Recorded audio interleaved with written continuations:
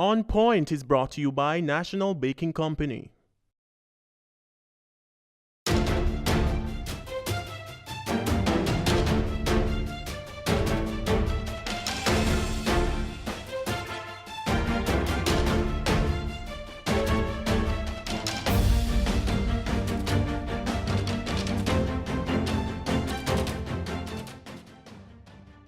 Good evening and welcome to On Point today. I'm your host, Dennis Chung. Kalila is officially on maternity leave and we wish her all the best with the little one. I spoke to her and she's doing very well. Recently we had a cabinet reshuffle. I think it was something that people thought was long in the making. We finally had it. We have now Nigel Clark as our Minister of Finance. Interestingly, they've moved Audley Shaw to the Ministry of Industry and Agriculture and Bobby Montague to the Ministry of Transport, which I think that they can have a significant impact, even more than where they were, on the economic growth of the country based on where the country is going. And we have Horace Chang as the Minister of National Security. I also would like to wish Andrew Wheatley speedy recovery on the recent incident that he had. In this week's show, we're taking a closer look at the General Data Protection Regulation passed in Europe, which can impact you especially with everything that's happening about data privacy in the world today. But first, let's take a look back at some of the top business stories of the week. At number 5, Jamaica's new Finance Minister Dr. Nigel Clark says the country should avoid going back to the International Monetary Fund (IMF) after it concludes the current precautionary standby agreement. He says Jamaica has gained significantly from the steadfast implementation of fiscal, monetary and structural policy reforms across 2 consecutive administrations. That is why future governments should therefore manage the country's affairs in a thoughtful and disciplined way going forward. In the number 4 spot, Main Event Entertainment Group says it's launching a new division to tap into the wedding execution market. The division will be called M-Style. The aim is to provide seating and equipment for events including weddings, conferences, and birthdays. Non-executive director at Main Event, Dr. Ian Blair, says M-Style will help the company to reduce its sales cost. He says from now on, Main Event will no longer rent any equipment from any third party in order to adequately supply its clients' needs. CEO Solomon Sharp says the company is also looking to establish a greater presence in the western end of the island through an initiative called Movement in the West. At number 3, business confidence is down for the first quarter of 2018.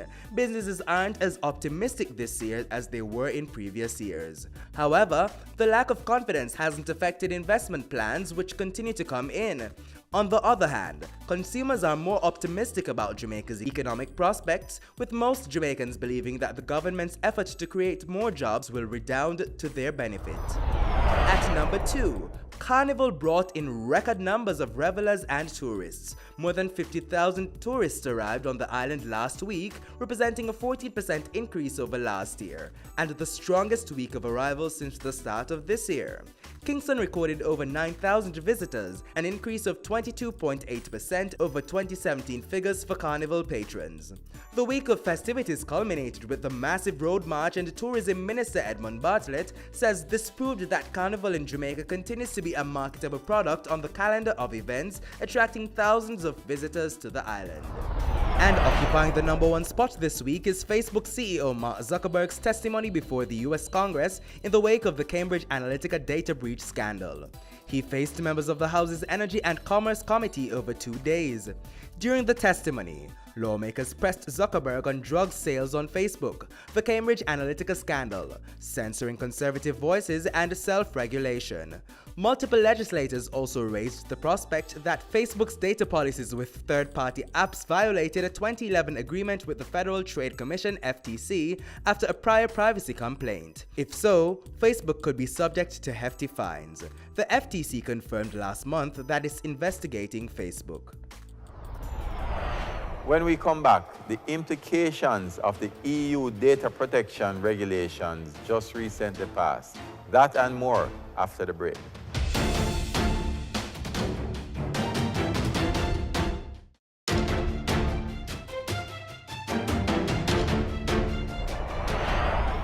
Welcome back to On Point. Data security and privacy is on everybody's lips these days, particularly with the Facebook and Cambridge Analytica scandal. A new law out of Europe is seeking to protect EU citizens from data theft. Here's more on that. It's arguably the biggest data breach online ever. Cambridge Analytica stole millions of Facebook users' data through a third-party application. The data breach has resulted in both the US and British governments threatening lawsuits against the tech giant. The data breach comes on the heels of sweeping changes to laws in Europe governing how the private information of Europeans can be captured, stored, and shared. The European Union's General Data Protection Regulation, GDPR, is designed to ensure that companies are protecting personally identifiable information. The law goes into effect in a few weeks and will have far-reaching implications for businesses in Jamaica. We're now joined by Grace Lindo, partner and attorney at law in the commercial department at Nunes Schofield, Dillon and Company, and Matthew McNaughton, co-founder and principal of the Slash Roots Foundation. Welcome to On Point. Thank you. Grace, let me start with you. What is the General Data Protection Regulation out of the EU? Thank you, Dennis. The General Data Protection Regulation is the EU's new wave in terms of data privacy. The EU has decided that they need to take a risk-based approach in protecting the privacy of personal individuals, of private data, and they've decided that they're going to up the fines and they're going to up enforcement even more so in the EU. And more importantly for us in Jamaica, they have decided that it's going to be cross-jurisdictional, meaning it will apply to anybody who processes data of EU citizens anywhere in the world. Oh, so why would they have taken this step now? I mean, it seems ironic that it comes on the heels of the Facebook and the Cambridge Analytica situation. I believe it is coincidental, but for some time now, the European Union has been looking at a digital single market, and they have been looking at ways to protect the consumers within that digital single market. We are, even in Jamaica, we're doing more business online, we're purchasing goods online, and if your data becomes compromised, your whole livelihood can be threatened. I think in that context, the EU has said, well, no, let them look further at how they can secure their citizens, not only within their geographical borders, but throughout the world. And what that has led to is sort of jurisdictional creep. So we know in Jamaica and in other jurisdictions, Mark Zuckerberg is now facing it, we now have to be confronted with this law out of the EU, which we have to comply with. So Matthew, how does this affect us in Jamaica? What are the implications for us? Right. I think one of the interesting things that they've done, as Grace mentioned before with GDPR, is that it relates to any entity or organization that is dealing with European Union or European Union citizens' data. And that's persons who may have used information after the period that is being enacted as well as before. So if you're a hotel, and you've collected information about, tourism is such a big part of our economy. If you're a hospital and you've had European Union citizens that that you've treated, or if you're a school and you have students who are from the European Union, all of these different entities are now going to be impacted by this regulation because you now treat or manage information related to European Union citizens. So would a lot of scamming activity fall under this? Well, yes, definitely. But I think they fall under a lot of regulations. So anyone that we can catch them with, I think we can But this start one, it. they're definitely under this one. Oh, absolutely. So Grace, what are the fines then? I mean, someone breaches, it deals with data theft and other such criminal breaches, right? Right, it does. The fines vary in terms of the amount that can be levied on the entity, the business entity. It starts from 4% of the global income of the entity. So if you're a Jamaican company, that's your 4% of your global income. Right. And that can be a huge, significant. That's quite significant. And there's also, I think, another sum, I believe, a couple $2 billion in terms of euros, which right. The European Union will take the higher of 20 million. 20 billion. 20 million euro. Euros, right. Right. We'll That's take the higher of 3.2 both. billion Jamaican dollars. Right. Quite significant. But then in relation to an individual, because a lot of scamming is individual, I mean, what is the penalty in relation to an individual if an individual breaches? The EU data protection regulations would cover any legal entity which would have had some sort of hack, which led to a breach of data. But in terms of an individual who is illegally processing, the data, it doesn't really cover that per se, because the individual is not within the legal boundaries. It's not considered doing anything beyond a private law in any way legal. It would therefore only be covered by any laws locally in Jamaica in terms of lotto scamming, etc. Okay. It's really the entity who has had a breach or a hack which would be at liberty to be penalized. You wanted to say something? Yes, I think to build on what Grace is saying, I think the GDPR introduces, well, what will be new for a lot of Jamaican or Caribbean entities, this concept of a data controller, right? And a data controller effectively is any entity, whether you could be an individual can also be a data controller who manages, processes, collects information related to an EU citizen. And so, as you're kind of talking about those individuals, so if, for example, I am a person, I run, I have a fashion design, business, and I'm collecting information on customers that I'm selling to, or you're a food delivery service and you have information about the different places that you're selling to, you're a data controller, and therefore you fall under the regulation.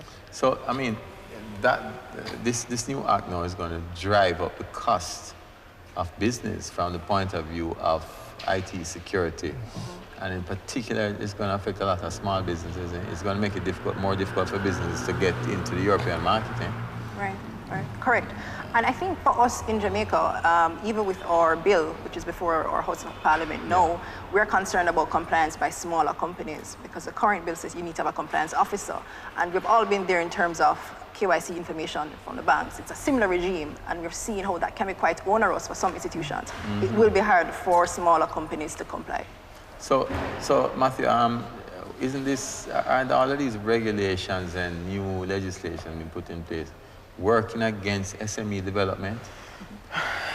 Yeah, which is contrary to what the government wants to do. Yeah, and I think there are two ways to argue that, Dennis. I think, for a really long time, we're all of us are effectively living in this digital revolution, right? I mean, I think the ways in which technology is driving change and innovation we're benefiting in lots of different ways. But I think for a really long time, the pace of innovation has moved beyond, say, the regulation or the controls around that information. And for a really long time, we've seen data as this asset to facilitate innovation that we should use in all of these different ways. And, to be quite frank, we've all gotten those interactions with people, emails or services where we say, but I didn't sign up for this thing, I didn't, how did this person get my information? And up to this point, there's been not really very good regulation, certainly in the Caribbean, or even globally, to say that, things that we might intuitively say are wrong, or this doesn't kind of sit with me.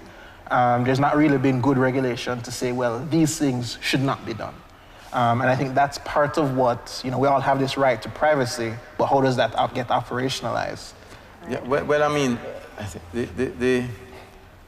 the irony for me is that, and this is for you, Grace, as a legal person, we are supposed to be moving to a smaller world, a global village.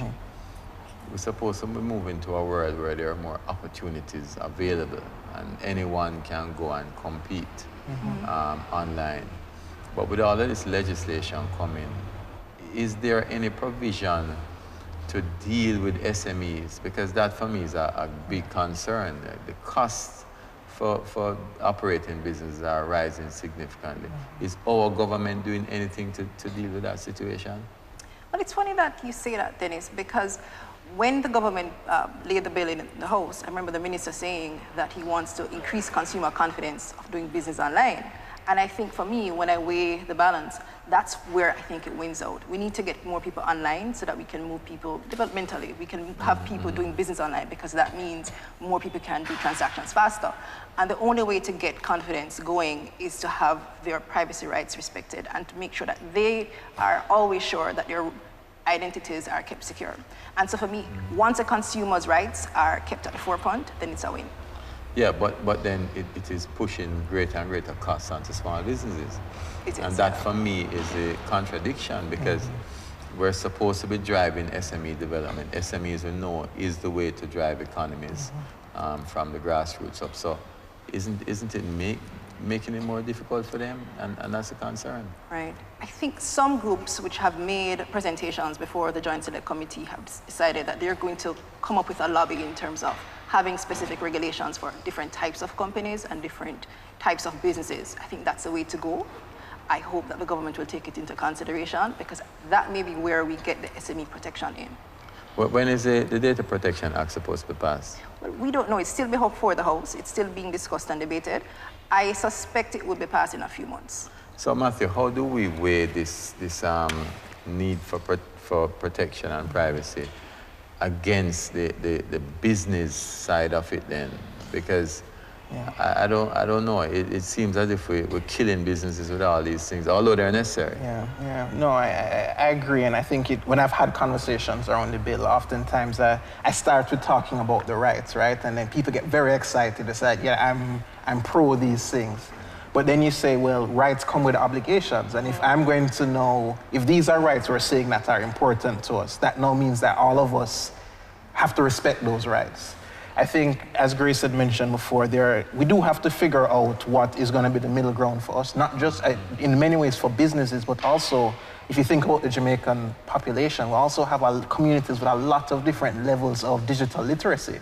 So, even if you're talking about the mechanic in the community, or the man who is running a cook shop, and you're now saying to that person that because they may have information on a list of people that maybe them trust food to, that they now have to go and appoint a data protection officer and do annual audits. That clearly does not work, right? And so I think, in the conversations with the committee, I think they're definitely sensitive to that. I think the question is, what does that look like? And, do you make exemptions, for example, for companies that are under a certain age?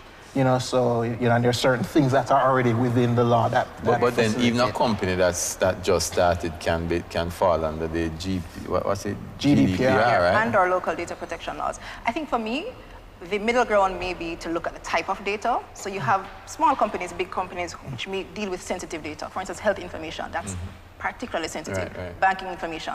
So once you're dealing with sensitive information, then I think your compliance standards cannot be compromised. And you will be held to a certain, stricter, regulation as compared to the person who is a mechanic who is just collating names on a piece of paper. Yeah, but the person, the small person, the average person out there, I didn't even know that all of these things apply. How does a small person out there really get educated about it? I don't see, there's no program out there educating people about these things and what needs to happen. No, and I think that is a challenge. I know that there's been some writing in the media about this work, but there's still a lot that needs to be. Most people are not going to read it. Not reading that, right? And I think the local bill does make provisions for the creation of this data commissioner's office, and I imagine, once the bill gets passed, there will be a period of implementation. So I think currently in the bill, it requires about 1 year grace period for implementation. A number of the presenters to the committee have argued for a longer period of implementation. But I imagine that whatever that period of implementation ends up being, there would need to be a lot of public communication campaigns around what is going to be required. Yeah, but because my concern is that we tend to put a lot of laws in effect in Jamaica, but we don't implement and we don't make the process easier. And that's the main concern. I refer to the Strata Act, for example. Stratas are still having the same problems with increased costs. So then, does it make sense for us to even push through this legislation? And it's a rhetorical question because it does, but how do we ensure that we're getting the benefit of these legislations? Because as I mentioned, the Strata Act, for example, it is ridiculous. So- You know what's happening. As a lawyer, I think we need to find non-legal ways of getting compliance and getting regulations into people's heads. A couple of weeks ago, the former president of Estonia was here. The government invited him, or he was here for another forum, and he spoke about how in Estonia they implemented their own data regime, because Estonia is a highly connected country. I mean, it's a country I want to go to because it's highly connected.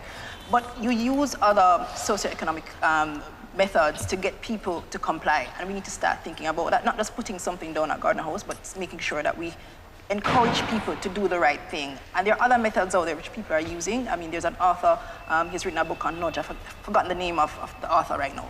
But we have to start using these other methods, other than communication, to get people to go into the right lane. And once we start doing that, I think we're going to see a lot more people complying.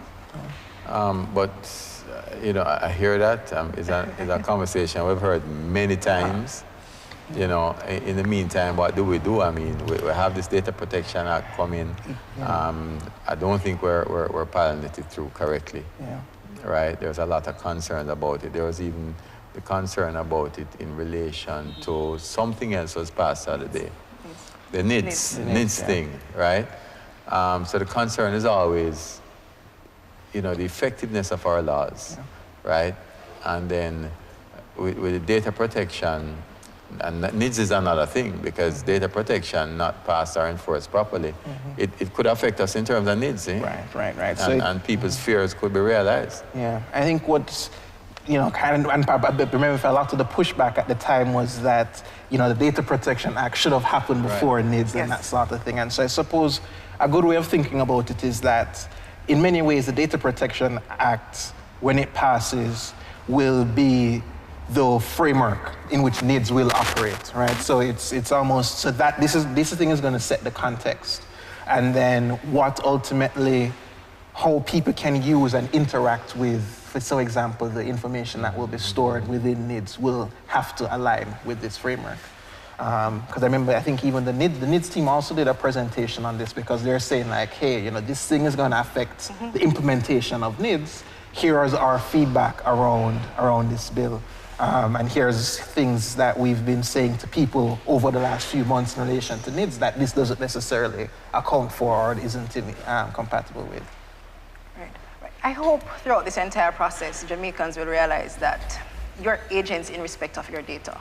You know, your data and how it is used impacts your life in many ways that you don't even think of. One big example, how credit bureaus use data. We have found worldwide. That again, we haven't even been able to effect that properly years after. True. But we need to look at whether the way in which we analyze data using no AI, whether that's making people poorer, because we're just using very, you know, objective data rather than looking at the person, at the individual. Well, the truth is that we still have a very high illiteracy rate relative to. And if your literacy rate is not high, then the use of data or information is not going to make any sense, right? Right. Garbage in, garbage out. Right. And Am I correct? so therefore, the education process, again, is very important. Right. Absolutely. I think on this, certainly from, I mean, I can only speak on some of the stuff that our team is planning to do around this. I mean, even just thinking about all of applications or different types of services, because ultimately those things are going to be what people interact with. And so the question is, all right, how do we define a new or different set of, you know, in technology we call them design patterns, you know, for thinking about how people interact with services. So when I'm going to, you know, the tax office, or I'm signing up with a different, you know, for a loan or for credit, or, you know, to get that SIM card or whatever it is, what are the ways that I'm now going to do that differently because of this act? Or if I have a business, you know, or if I run an organization, when I'm asking you to sign up for a service, what do I now need to ask you when you're signing up for that service? Because, or what do I need to tell you? Because what we used to do before is to put a catch-all that say, I may use your information for these reasons, you know, et cetera, et cetera. None of us ever know. But now what the act is saying to us is that I have to be explicit to you. So I have to say, well, you're signing up for a newsletter. So that may mean I need to say, we'd like, you know, my organization would like to keep your information to send you specific emails for this newsletter. Do you allow us to do that? Okay. All right. Well, thank you for joining us, Grace and Matthew. It was a very interesting discussion. Obviously, there's a lot more that can be said, particularly with what's coming in on our own local scene and what's happening internationally in the US, for example. So thank you for joining us. When we come back, we'll have more perspective on the local legislation with regards to data protection and what are some of the things that we can do to protect ourselves against invasion of privacy.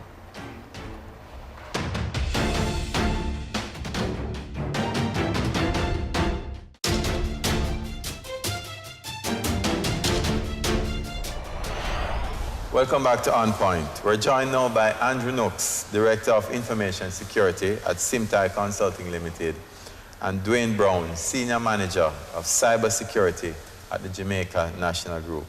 Welcome, gentlemen, to On Point. Thank you. Let me start with you, Andrew, because this Facebook thing and Cambridge Analytica really interests me. What is it that went wrong with that situation, if you can tell the users? In that situation, it's just that Facebook has been storing a lot of details, right, about individuals, and possibly they have a default opt-in clause that they can use and share the information for persons, you know, whichever way they choose. And because of that, you know, other parties were able to use this information to do things like, in the case of the US elections and all that, to analyze the information to make some informed decisions about users and everything. So you're saying to me then that no one really is guaranteed privacy on these social media sites? Well, you know, for a long time, it has been my belief that privacy was dying a slow death. What has happened now is that with the GDPR and the pending Data Protection Act, what it has done is breathe new life into privacy. What it does is to put the rights back into the user's hand. The user have a right to ask, what are you using my data for? And who are you going to be sharing my information with? How long are you going to keep my data for? And they have a right to stipulate what it can be used for. The other thing is that what these acts allow forces organizations to do, or persons collecting data, the data controllers, what it forces them to do is to explicitly state in user format, not legalese or anything, plain and simple, what to ask for consent to use the data. So before, you'd have persons putting in the fine prints that says, hey, by using this service, you know, we can use your data for whatever we choose. Now you have to say, your data is going to be used to send newsletters, one of the former panelists mentioned. Do you want to opt in? And you have the option to say, yes, you can use my data for that. So, Dwayne, yes. How do I know that my information is safe at Jamaica National with all that's happening with Facebook and Cambridge Analytica? And we've heard of thousands of leaks all across the board. You know, why should I give my information to Jamaica National Group? And right after that, I'm going to ask Andrew if he can hack into your system. All right, I wish him luck. But anyways, all right, so pretty much Jamaica National, we pride ourselves very much on securing our customers' information. We believe that our customers are the very reason why we exist. And what we find happening now is that not just Jamaica National, but companies globally are being forced. Everything was safe on Facebook, you know, so you have to tell me why your information is safe. All right, so why banking with us is safe, right? So first of all, we are actually, internally, we place a lot of emphasis on securing our customers' information. So we would actually get people like Andrew Nooks and external people to try to break into our systems. So you actually do that? We actually do that, people pen who testing. try to break in? Try to break in to see if they can get I don't know if you'll tell me, anything. but has anybody been successful? Well, boy, no. Right, but outside of that, internally, my team, the cybersecurity team, we actually do our vulnerability assessments and we make sure that we patch everything. We're doing all of these things actively internally, and we hire people externally to try to come in as well. Outside of that, regulations such as GDPR and the several other ones in the overseas and first world countries, we also have to abide by those. Because if you were in breach under the GDPR, you can face some significant fines, eh? You can wipe out your company. It's not just my company, I probably don't have a work after that. Yeah. So Andrew, tell me now, in all honesty, how easy is it to hack into systems in Jamaica, and particularly financial systems? The challenge, and let me put things into perspective, because when persons think about hacking, they think about the half-an-hour TV program that they may watch, that somebody sits at a computer and just type few commands and say, okay, we're in. So you can't do that? It is not as straightforward as that. It's a process. Right? So just like security. No, but seriously though, tell me the fact is, it is a process, and you have different layers of security that you can break through. So organizations will try to build secure. What they try to do is to engage you from the outset, from conceptualization to design, to development, to deployment. They employ security experts to ensure that, hey, we're built secure. And from a security perspective, privacy can be seen as a subset of that. It's just that security is dealing with information assets. Generally, privacy is dealing with personally identifiable information. So what you generally try to do is to understand the information that persons are trying to protect and the reasons they're trying to protect it. And based on that, by putting things into context, you determine how it is that you can breach. Hacking is not the only way that you can breach data. So what are the other ways? And have you ever been successful in one of these things you've been hired for? I mean, you have varying levels of success. I mean, the bad guys are having success through phishing emails where they basically just send an email and ask for information or compromise systems. So there are varying levels of success.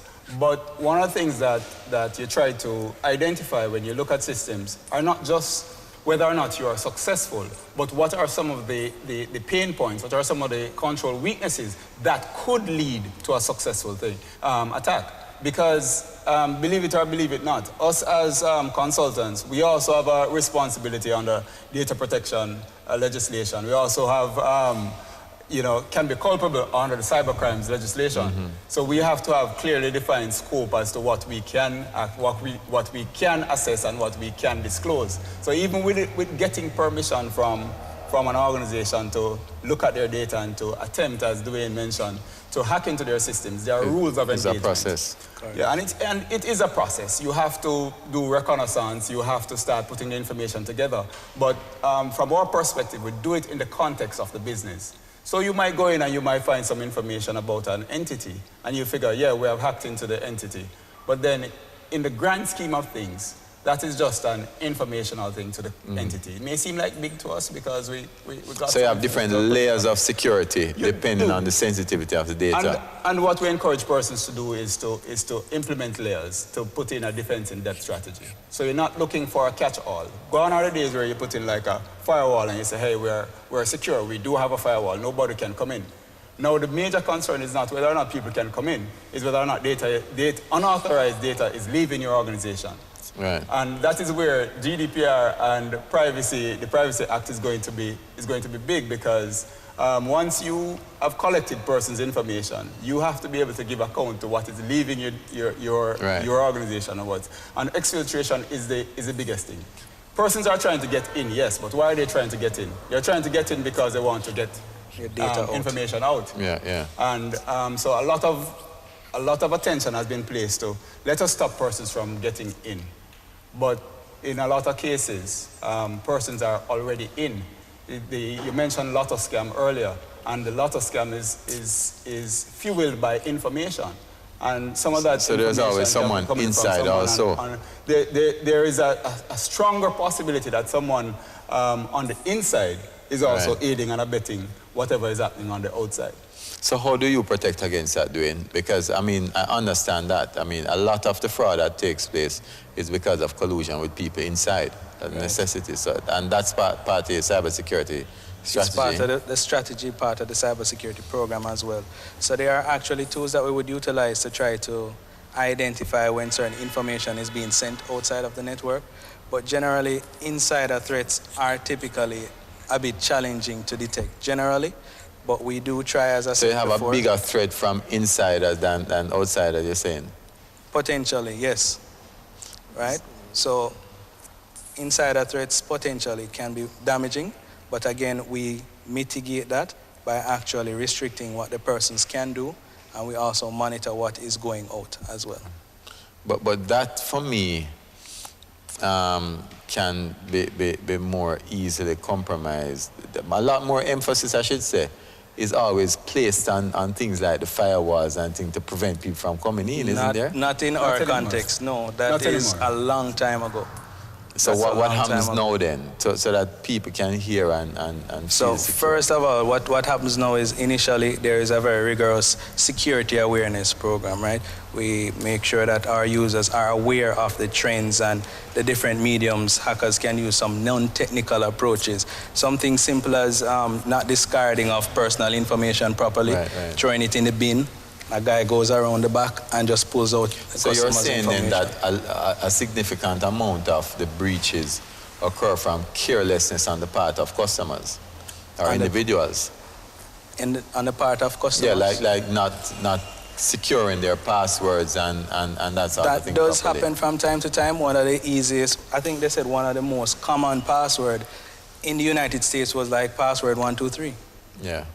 I mean, passwords are a thing, right? But security has gone beyond that. There are different controls that persons can put in place. Now, a simple thing like someone sending an email to you that seemed to be coming from OnPoint, for argument's sake, and say, hey, look, this is about your program on OnPoint next week. Click on this link to follow. That in itself gives a compromise. Can give a compromise. So and those what we are have seen in the market is that from that perspective, person's information is being captured, username and password, regardless of how strong it is being captured, and it is being ported out to the attacker's site for them now to use in whichever way. Whether it is that they're going to sell it on the black market, or they're going to use it for their own personal gain, and that is something that has happened in Jamaica and you know has come up as newsworthy time and time again. You're saying so I would say that is not just Jamaica, but it's global. And those are the kind of things that security awareness and training would actually cover. If you're getting an email from OnPoint, you have no interaction with OnPoint and stuff, then just your natural curiosity or your tendency to click on that could be a problem. So we train people to be aware of these situations. All right, so Dwayne, so what about your customers now? If you can answer me like less than a minute, what about your customers? How do you educate your customers? Because that, for me, looks like your biggest vulnerability in terms of how they protect their information and so on. All right, so I know from time to time our e-banking unit, they would send out e-blast to our customers and stuff, and they would engage them from time to time. They would actually have meetings with them, discuss the new products and also the security features of the application, right? So they do a lot of that. And outside of that, I think at a lot of the AGM sessions and stuff, we would actually have some security stuff distributed. On the website, there's actually before I bring as well. Andrew in for the final comment, the matter of the ATMs, there was a lot of ATM fraud happening. How have we dealt with that? If you can just share that information with the viewers. All right, so for us, as it relates to ATM fraud, we have actually retrofitted a lot of our ATMs with a new kind of device that will actually significantly reduce. I want to say, people can't duplicate it or it's not that easy anymore. I think we're the only ones in the market now where you actually have to push your card in from the side instead of straight in. Okay. You put that one from the side. So it's harder so that technology to makes it very harder for them to, a lot harder for them to actually duplicate and replicate the cards. Outside of that, we have put new monitors in place, monitoring controls, where we're constantly monitoring the machines and stuff. And at the end of the day, customers need to be careful, though, in terms of protecting their... Right. So there's some basic things that they would need to do. The average person would use about 3 different ATMs generally. They're familiar with them. So once you go to the ATM, if you notice it's a little off, you notice that the keypad is a bit raised. You know, you can do the wiggle test. You wiggle it to see if it will fall off, right? You will look at the section that you put the card in. You see if it looks a little different. There's a new facade over it. You look for all of those things before you actually proceed. If you see something dropping off, then you need to go and report that. Leave that alone. So, Andrew, let me ask you on the social media thing, because it's a big thing. Everybody going on social media, right? And we see what happened with Facebook and that sort of thing. A lot of people post things there that they wouldn't talk to people about privately. Right. How do people protect themselves against this sort of thing? Because inevitably, as we move more and more into the digital arena, these things are going to happen. Eh? Yeah, and which is this is one of the reasons why I mentioned that privacy was dying a slow death in terms of that, because persons typically, especially the now generation, they really don't care about what they post and what they push. Are they not really aware? Some of them are. I think they are. Some of them are aware, but they just want to be in with the in crowd for some persons. Right. And they don't mind everybody knowing what they're doing when they're doing it. Right? And so it's going to be difficult to control. But what the GDPR and data protection does now is to say to persons, for those who may not be aware of what they're doing, it now gives them the option to say, hey, it forces the organizations like Facebook and all that to say, we're going to collect your information, we're going to use your information in this way. But if you choose to put your pets up online, then you'd already have opt in to displaying that, and then you can't necessarily control who say it. They're putting in privacy, giving users more control over their own privacy to say, hey, you can now determine who in the Facebook network can see your information that you post. We just want to share with friends and family. You have that option. Ability. For business persons, LinkedIn is not much different. Right. You can determine whether or not you're going to post a picture. You can determine whether or not you're going to post your entire life story and your entire career on LinkedIn. But you can also determine who can view that information. So these legislations are now geared towards making persons more aware and giving them the choice to display. But I don't think we're going to get away from persons putting their personal information online. But in the meantime, don't post any nude pictures, especially if you're not working out. Well, people will continue to do that because that's the norm now. It's a norm. All right, thank you, gentlemen. We could have gone on and on with this discussion, but we have to leave it there. When we come back, we'll have numbers and the word on the street.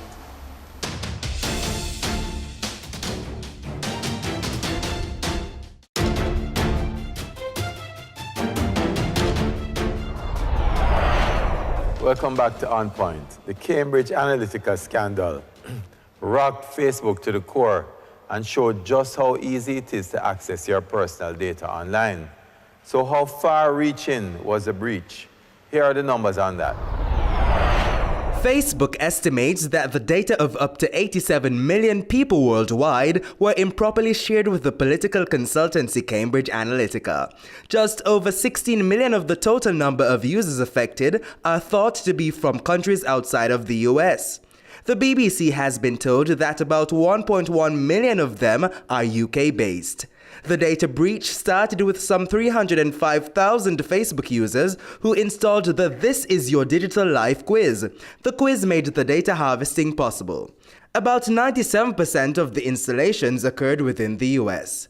Meanwhile, Facebook's stock value dropped nearly $50 billion since the revelations were first published. And our On Point team hit the streets and asked Jamaicans, how concerned are you that third-party apps can access your Facebook data?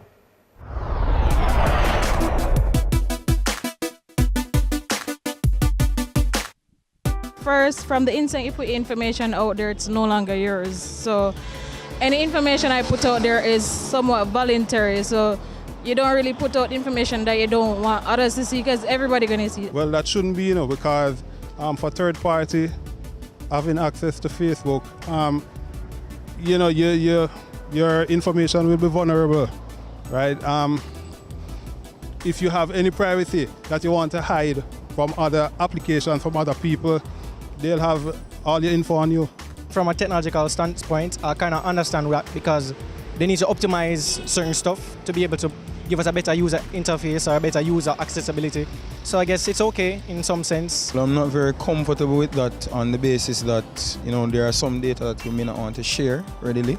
And the fact that they have access to all of that data essentially exposes you to certain threats and security threats and possibly stealing the information and using it for whatever purpose. That's personal information. I don't believe that a third party should be access to my personal information. For example, that's why I have most fraud in Jamaica.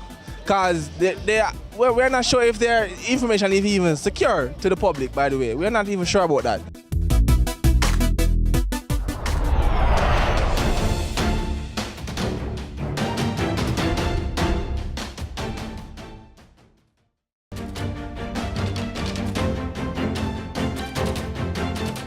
Well, viewers, we had a very interesting show today.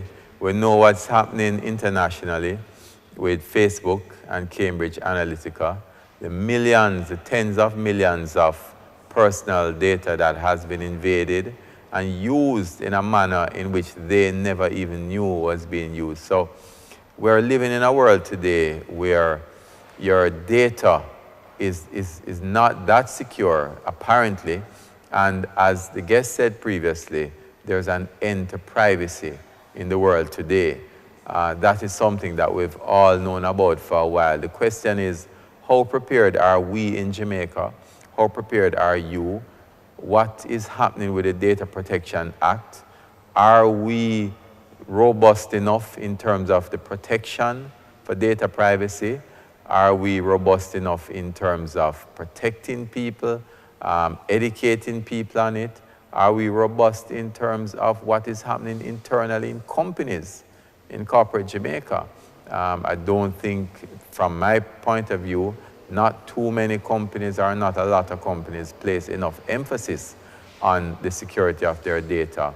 And so it could become an issue with us. We see what's happening also with the new legislation in the European Union, which we spoke about earlier, where if there is a breach, then it could result in significant amounts of fines, some $3.2 billion or Jamaican, or 4% of global revenue. That's a significant sum, which means also that all that is happening has an implication for international trade and the development of small business, and therefore how income is spread throughout the population.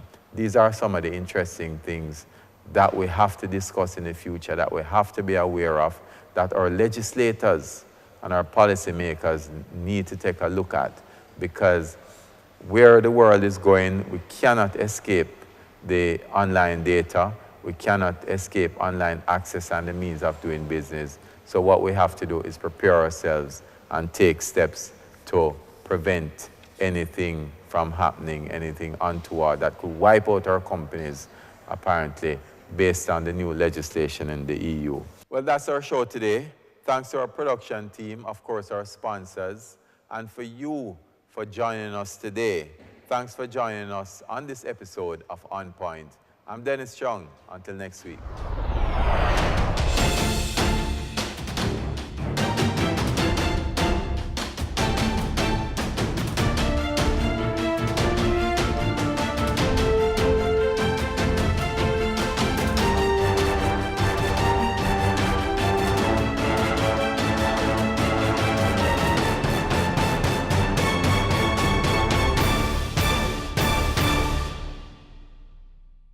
On Point was brought to you by National Baking Company.